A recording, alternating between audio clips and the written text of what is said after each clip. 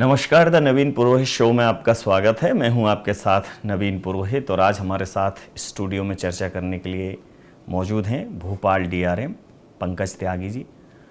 पंकज जी, आपका IND24 में बहुत बहुत स्वागत। Thank you. पंकज जी, अगर हम रेलवे की हिस्ट्री की बात करें तो ये रेल जो है अंग्रेज़ों के कार्यकाल में चली, तो उस समय ये उनके साम्राज्य के विस्तार और व्यापारिक दृष्टिकोण पर केंद्रित एक सेगमेंट था, लेकिन बाद में ये विकास का वाहक बन गया। तो एक समग्र प्रतिक्रिया चाहूँगा रेलवे के डिफरेंट फेजेस पर आपकी। जी, जैसा भी आपने बताया कि इनिशियली रेलवे का जो विस्तार किया गया वो उनके अपने साम्राज्य के लिए किया गया था। इससे उनको काफ़ी आसानी थी, लेकिन वो डिफरेंट रियासतों में बटी हुई थी। जब हमारा देश आज़ाद हुआ तो इसमें इन सभी रियासतों के में जितने भी हमारे ट्रैक्स थे उन सबको मिलाकर और डिफरेंट जोन्स की स्थापना की गई, जिसका कि एक उद्देश्य एक कंट्रोल सर्विस और एक अच्छी सर्विस प्रोवाइड करना था। तो हमारे जोन्स का क्रिएशन हुआ और उन जोन्स में इन सब जो डिफरेंट प्रिंसली स्टेट्स की रेलवे लाइंस थी उन सबको मर्ज किया गया और एक बेहतर सुविधा देने के लिए ये स्टार्ट किया गया। देश के विकास के तमाम चरणों में लोगों ने रेलवे को भी लगातार बदलते देखा है, भाप के इंजन से लेकर और आज हाई स्पीड ट्रेन हैं, डीजल, फिर देन इलेक्ट्रिकल ट्रेन्स, पूरा इलेक्ट्रिफिकेशन हुआ ज़्यादातर जगहों पर। तो रेलवे ने जिस प्रकार का परिवर्तन अपने स्वरूप में किया समय की मांग के अनुरूप, उस परिवर्तन को लेकर आप कितने संतुष्ट हैं कि ये परिवर्तन जो है समयानुकूल है, या हमें जहां हम हैं वर्तमान में हमें उससे और आगे होना चाहिए था? ये समय की ही मांग थी कि हम इस चेंज पर आए। हमने भाप से लेके और आज वंदे भारत तक का सफ़र हमने तय किया है। इसमें दौरान हम लोगों ने, जो हमारी रेलवे की टीम है, उन्होंने डिफरेंट आप देखेंगे तो डिफरेंट टाइप के मालगाड़ियों का परिचालन किया है, जिसकी वजह से हमारी जो लोडिंग कैपेसिटी है वो काफ़ी इंक्रीज हुई। इससे इंडस्ट्रियलाइजेशन को काफ़ी इम्प्रूवमेंट हुआ, काफ़ी फ़ायदा पहुंचा है। ऐसे ही जो हमारा पैसेंजर है उनके लिए हमने इसमें अपने ट्रेनों की संख्याएं बढ़ाई हैं, उनको डिफरेंट डेस्टिनेशंस पे पहुंचाया है, नई जो रिमोट एरियाज़ हैं उनको कनेक्ट किया है, जिससे कि आने जाने में बहुत ज़्यादा सहूलियत हुई है। और ओवरऑल जो हमारी रेलवे, हमारी जो भारत की प्रोग्रेस है उसमें एक बहुत बड़ा रोल एक भारतीय रेल का रहा है। जी। अगर मैं आपके वर्तमान दायित्व की बात करूं तो भोपाल रेल मंडल भी एक बड़ा जोन है। तो जब दायित्व संभालते हैं तो सबसे पहले पता चल जाता है कि चुनौतियां कौन कौन सी हैं। तो भोपाल रेल मंडल की जो चुनौतियां हैं उस पर आपकी प्रतिक्रिया चाहूँ। भोपाल डिवीज़न एक हमारा बहुत ही इंपॉर्टेंट स्टेशन है और डिवीज़न है जो कि नॉर्थ को साउथ से कनेक्ट करता है। सारी ट्रेन्स हमारी नॉर्थ से साउथ एंड साउथ से नॉर्थ इसके अपने भोपाल मंडल के थ्रू जाती हैं, गुजरती हैं। तो इसमें हमारी सबसे बड़ी चुनौती ये है कि हम अपनी इन रेलों को, अपनी ट्रेन्स को एक समयबद्ध तरीके से, संरक्षा से और बेहतर पैसेंजर्स को सुविधाएं देते हुए हम अपना इसमें कार्य करना चाहते हैं। और इस चीज़ को बढ़ाने के लिए भोपाल मंडल 24 आवर्स एक मेहनत कर रहा है, काम कर रहा है। जी, अगर मैं भोपाल मंडल की बात करूं तो PPP मोड में एक चमकता दमकता एयरपोर्ट की तरह रानी कमलापति रेलवे स्टेशन भी डेवलप हुआ है। भोपाल जो रेलवे स्टेशन है उसका भी विकास कार्य जो है वो गति पर है। और भोपाल रेलवे मंडल के अंतर्गत जितने भी स्टेशंस आ रहे हैं, तो और कौन कौन से ऐसे स्टेशंस हैं जिन पर अपग्रेडेशन चल रहा है और जिन पर डेवलपमेंट्स के काम चल रहे हैं? जैसा आपने बताया, रानी कमलापति तो हम सब के लिए एक बहुत ही आदर्श स्टेशन बन गया है। इसी को फॉलो करते हुए और इंडियन रेलवेज में डिफरेंट जोन्स में भी कार्य किए जा रहे हैं। हमारे भोपाल मंडल में हमारा जो मेन भोपाल स्टेशन है उसको भी सिमिलर PPP पे डेवलप करने के लिए कार्रवाई चल रही है। जिसमें कि हमें उम्मीद है कि ये जल्दी ही वर्क सैंक्शन हो जाएगा और आप आने वाले समय में जितना सुंदर रानी कमलापति है वैसा ही स्टेशन हमारा भोपाल का भी नजर आएगा। जी, अभी हाल में कुछ एक आपने जो है रिलैक्सिंग पॉट्स डेवलप किए हैं कि एक बहुत ही कम पैसों में व्यक्ति वहाँ जिसको 1 घंटा सोना है, मतलब वो टाइम बाउंड है। सबसे बड़ी बात है आप आवर बेसिस पे रेंटल देकर आप वहाँ आराम कर सकते हैं। और बहुत ही जनरली लोग क्या करते हैं, जो लोग एसी में सफ़र करते हैं तो हमेशा उनके साथ एक समस्या रहती है कि वो थोड़ा सा प्राइवेसी और थोड़ा अच्छा स्पेस चाहते हैं। वेटिंग रूम की अपनी एक निर्धारित संख्या है। तो व्यावसायिक दृष्टिकोण से भी और यात्रियों की सहूलियत से भी कि जो थोड़ा सा एक्सेस चुका के सुविधाएं चाहते हैं लेकिन सुविधाएं मौजूद तो हों, तो उसका बहुत अच्छा रिस्पांस मिल रहा है, बहुत पैक जा रहा है। तो वो थॉट कैसे आया, आपके कार्यकाल में ही हुआ वो? नहीं, वैसे तो ये मेरे कार्यकाल ज्वाइन करने से पहले ये चीज़ हो गई थी, लेकिन ये कंसेप्ट भारतीय रेल में कुछ डिविजन्स पे भी पहले भी ट्राई किया गया है, जो कि पब्लिक ने बड़ा अप्रिशिएट किया है। हमारा जो भोपाल स्टेशन पे इस फैसिलिटी को डेवलप किया गया है, ये बहुत ही सुंदर है और बहुत ही कंफर्टेबल है। इसमें एक लाउंज का भी प्रोविज़न दिया गया है, तो वो भी लाउंज बहुत ही कंफर्टेबल है। और जो भी हमारे पैसेंजर्स हैं उनको सुविधाओं को अवेल करना चाहते हैं वो उसको कर सकते हैं। और ये इसकी बेसिक प्राइस भी बहुत ही कम रखा गया है। जी, बेसिक प्राइस बहुत कम। ग्रीन एनर्जी और सस्टेनेबिलिटी पर पूरा देश बहुत काम कर रहा है। माननीय प्रधानमंत्री जी का फोकस है, माननीय रेल मंत्री जी का फोकस है। वो खुद भी बहुत ही चूँकि टेक्नोक्रेट्स हैं, प्रशासनिक सेवा के व्यक्ति हैं, तो इन चीज़ों को बहुत बेहतर समझते हैं। तो ग्रीन एनर्जी का विस्तार हो, भोपाल रेलवे मंडल में अक्षय ऊर्जा के स्रोतों का हम उपयोग कर सकें, उसको लेकर आपकी प्रतिक्रिया चाहूँ। हमारी भारतीय रेल ने पूरे सभी जोन्स में सभी ट्रैक लाइंस को 100% इलेक्ट्रीफाई कर दिया है। तो जो हमारा डीजल पर डिपेंडेंसी थी वो बहुत कम हो गई है। अब हमारे केवल जो डीजल के लोकोज हैं वो यार्ड्स में डिफरेंट शिफ्टिंग्स के लिए या डिफरेंट पर्पजेस के लिए यूज़ हो रहे हैं। जो मेन हमारी सारी ट्रेन्स हैं 100% वो अब इलेक्ट्रिक ट्रैक्शन पे है। इसमें हमारे ग्रीन एनर्जी में जो कंट्रीब्यूशन है बहुत ज़्यादा किया गया है। इसके अलावा भारतीय रेल हर साल करीब 1 करोड़ के आसपास में ट्री प्लांट भी करती है, जो कि डिफरेंट जोन्स डिफरेंट मंडल्स पे के थ्रू ही किया जाता है। तो उसमें भारतीय रेल का एक बहुत बड़ा योगदान है। सोलर एनर्जी के लिए भी हम सब कार्य कर रहे हैं, जिसमें हमारी जहाँ भी चाहे रूफ टॉप हो या वैकेंट लैंड हो उस जगह भी हम लोग सोलर एनर्जी लगा रहे हैं। यात्रियों को सुविधाएं भी देना है, वर्तमान जो समय है उसके अनुरूप अपने आप को अपडेट भी रखना है, और एक और चुनौती है राजस्व भी देखना है। हालांकि भारतीय रेल हमेशा से भारतीय इकोनॉमी के लिए एक बहुत बड़ा सपोर्ट सिस्टम रही है, तो राजस्व भी बना रहे, लोगों पर अतिरिक्त भार भी नहीं आए, तो नई नई चीज़ें सोचना पड़ती हैं। जो पेइंग कैपेसिटी जिनकी ज़्यादा है उनके हिसाब से क्या फैसिलिटी दे सकते हैं। तो तमाम ऐसे नवाचार रेलवे ने किए हैं, जैसे तत्काल टिकट है, प्रीमियम फ्लेक्सिबल रेंटल है। तो रेलवे की आय बढ़ाने के लिए खासकर भोपाल रेल मंडल में क्या आपके नवाचार क्या हैं, आपका विज़न क्या है? भोपाल रेल मंडल की आय हमें बढ़ाने के लिए हमें ज़रूरी नहीं है कि हम उसको जो हमारा स्लीपर क्लास हैं या सेकंड क्लास के हैं तो उनके फेयर्स बढ़ाए जाएं। जी। तो हमारा जो मेन थ्रस्ट है वो हमारा गुड्स लोडिंग पे रहता है, तो कि हम जितना ज़्यादा अपना ट्रांसपोर्ट कर पाएँ गुड्स, उससे जितना अर्न कर पाएँ तो हम फैसिलिटीज़ भी अच्छी प्रोवाइड कर पाएंगे। अभी पीछे एक हमारी गति शक्ति कार्गो टर्मिनल पॉलिसी आई थी, उस पर भी काफ़ी काम हुआ है भारतीय रेल में। हमारे मंडल में भी उसमें एक स्टेशन पे भी कार्य शुरू होना है और हमें उम्मीद है कि उस पर भी जल्दी कार्य हो जाएगा। इसके अलावा हम यहाँ पर और डिफरेंट लोकेशंस को आइडेंटिफाई कर रहे हैं जिसपे कि जीसीटी टर्मिनल्स हम डेवलप कर पाएँ।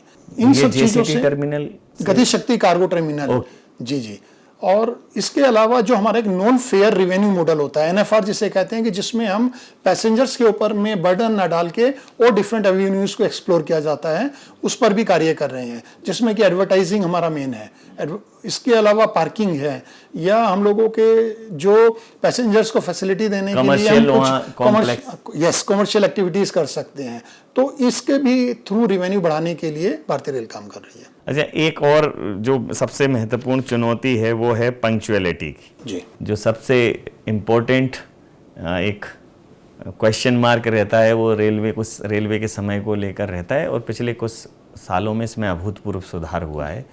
तो पंक्चुअलिटी बहुत अप टू मार्क हो, ट्रांसपोर्टेशन रेलवे का आवागमन जो है, रेलों का टाइम से पहुंचना, गंतव्य तक स्टेशन पर टाइम से आना, एक बड़ा मैकेनिज्म काम करता है। और बेहतर हो उसके लिए क्या प्रयास किए जा रहे हैं? जी, भारतीय रेल ने इस मंडल में पहले 2 लाइन का सेक्शन हुआ, 2 लाइन होती थी। उसके बाद में एक 3rd लाइन के हमारे बनने से यहाँ पे काफ़ी ज़्यादा इंप्रूवमेंट आया पंक्चुअलिटी में। 4th लाइन के लिए भी एक एस्टिमेट बना लिया गया है जो कि सैंक्शन की प्रक्रिया में है। उसके सैंक्शन होने के बाद में हम लोगों की पंक्चुअलिटी और इम्प्रूव हो जाएगी। अभी भी हम भोपाल मंडल में करीब 250 ट्रेन्स डेली रन कर रहे हैं और हमारा प्रयास रहता है कि हमारी पंक्चुअलिटी 90% से ऊपर रहे। इसका मतलब ये है कि हम 100 में से 90 ट्रेन्स राइट टाइम पर पास करते हैं और 10% ट्रेन्स, उसमें बहुत सारे जो एक्सटर्नल फैक्टर्स हैं जो हम कंट्रोल अभी नहीं कर पा रहे हैं, जिसमें कई बार सुरक्षा से रिलेटेड एक टेक्निकल इश्यूज के अलावा हमारा मेन फैक्टर जो आता है एक एसीपी भी आता है, जिसमें कि हम सभी पर्सन्स को एडवाइस भी करते हैं, गाइड भी करते हैं, बार बार अनाउंस भी करते हैं कि एसीपी ना किया करें। उसकी वजह से भी काफ़ी हम लोगों की पंक्चुअलिटी अफेक्ट होती है। जी जी जी, बिल्कुल सही कहा। ये एक, जैसे किसी भी सेक्टर की हम बात करें, सिक्योरिटी एक ऐसा सेक्टर है जो अगर कहीं मौजूद नहीं है, जैसे आप जब बसों से सफ़र करते हैं तो बस स्टैंड पे एक सिक्योरिटी फीचर्स बहुत कम दिखाई देते हैं। रेलवे स्टेशंस पे थोड़ा अपग्रेड होते हैं। जैसे ही हम एयरपोर्ट्स पर पहुंचते हैं तो सिक्योरिटी फीचर्स बहुत ही ज़्यादा अपग्रेडेड दिखाई देते हैं और वही वजह है लोग थोड़ा वहाँ रिलैक्स फील करते हैं। तो अभी कुछ इस टाइप की सूचनाएं आई हैं कि जो लगेज कैपेसिटी है उसको लेकर भी प्रोविज़न किया जा रहा है, लगेज की चेकिंग को लेकर भी, क्योंकि बहुत सारा लगेज लेके लोग जाते हैं साथ में। दूसरा, ट्रेन्स के अंदर जो सुरक्षा बल हैं उनकी मौजूदगी पर्याप्त स्तर पर रहे।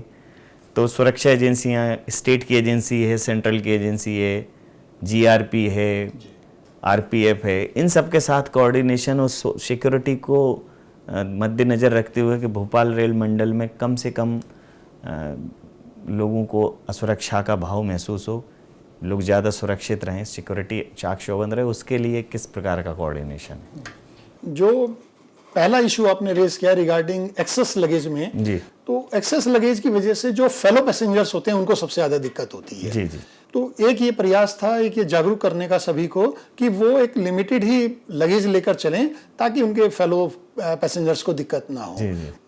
दूसरा जो आपने कहा कि अभी सुरक्षा के लिए, तो सुरक्षा के लिए जो भी हमारे पास में लिमिटेड अवेलेबिलिटी रहती है अपनी आरपीएफ की, तो हम उनसे एस्कॉर्टिंग कराते हैं ट्रेन्स की और स्टेशंस पे भी उनका कराते हैं।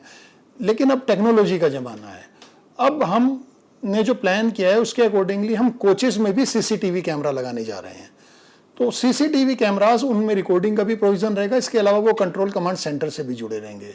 तो जब हमारे कोचेस में सीसीटीवी कैमरास आ जाएंगे तो सुरक्षा एकदम से मैनीफोल्ड इंक्रीज हो जाएगी। जी, अब जैसे टेक्नोलॉजी के दौर में तमाम सारे जो आपके सोशल मीडिया हैंडल्स हैं और कई ऐसे इमरजेंसी कॉन्टैक्ट नंबर हैं जो रेलवे ने जनहित में जारी किए हैं, उनका रिस्पॉन्स मिलते ही संबंधित व्यक्ति की समस्या का निदान किया जाता है।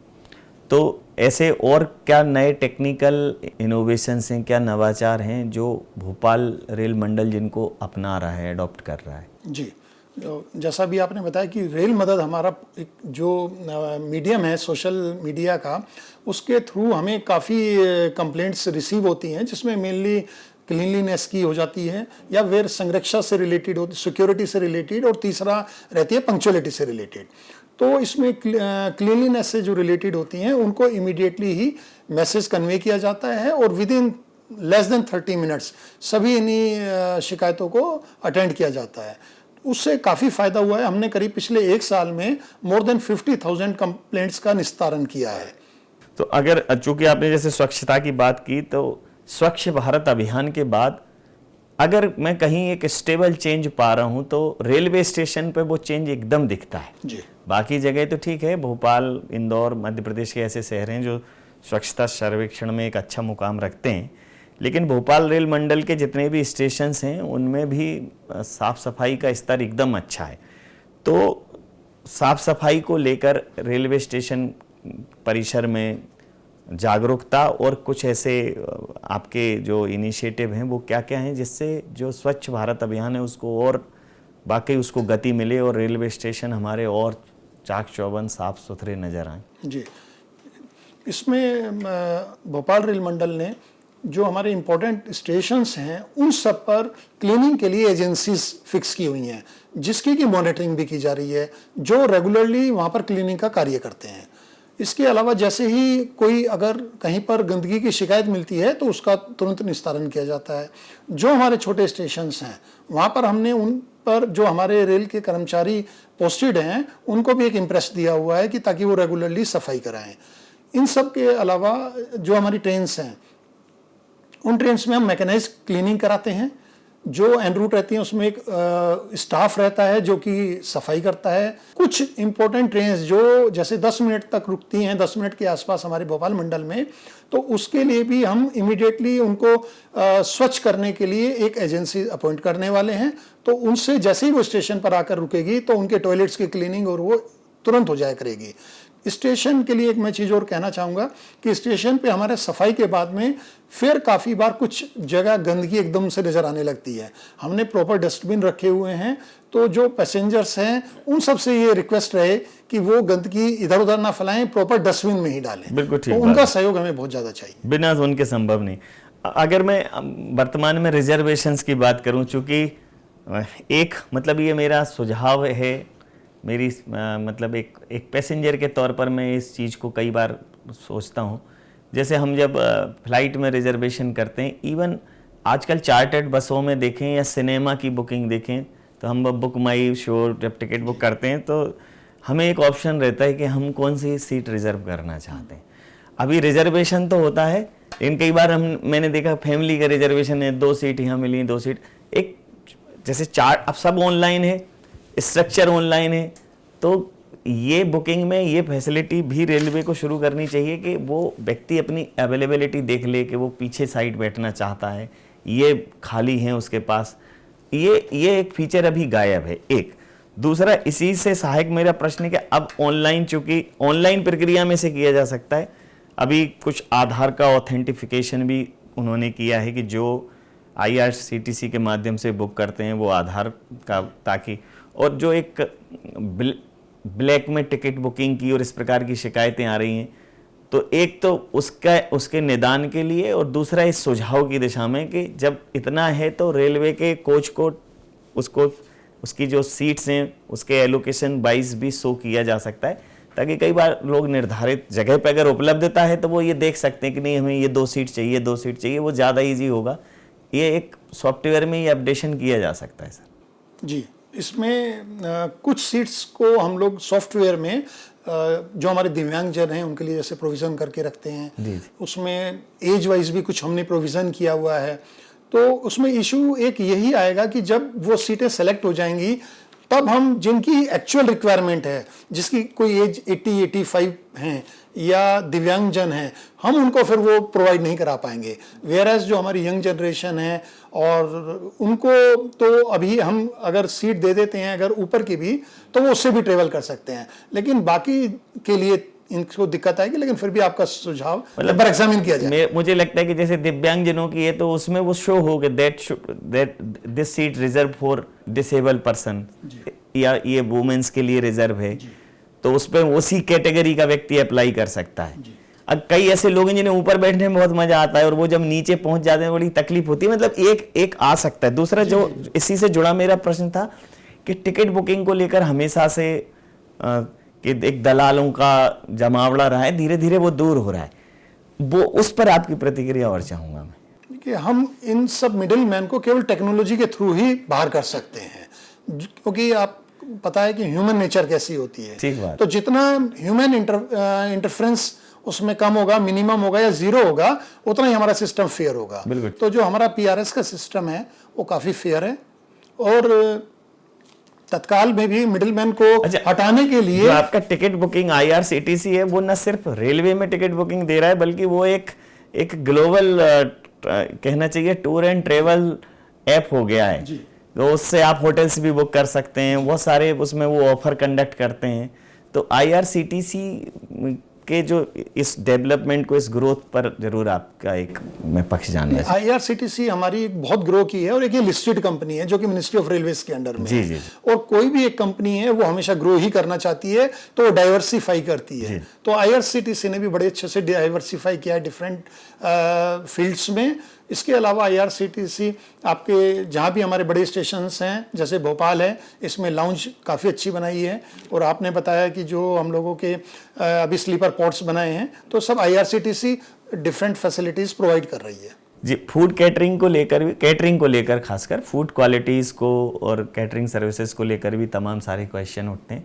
तो भोपाल रेल मंडल में तमाम ट्रेन्स में ये फैसिलिटी दी जाती है, तो वो एक बेहतर क्वालिटी चेक हो, क्वालिटी कंट्रोल हो और एक अच्छा कोऑर्डिनेशन हो, उसके लिए क्या कुछ प्रयास किए गए हैं? जी, भोपाल मंडल में फूड के जो स्टॉल्स हैं उन पर जो भी अवेलेबल मटेरियल रहता है उनके लिए उनका सैंपल कलेक्ट करके और चेक किया जाता है रेगुलरली। इसके अलावा जो हमारे हेल्थ इंस्पेक्टर्स हैं और जो टीम्स हैं वो भी रेगुलरली इसको चेक करती हैं। जब भी किसी यात्री की शिकायत आती है उस पर भी इमीडिएटली एक्शन लिया जाता है। और भारतीय रेल का ये प्रयास है कि जो खाना मिले वो ताज़ा हो, अच्छा हो, हेल्दी फूड हो, तो इसके लिए रेगुलरली हम लोग मॉनिटरिंग करते हैं।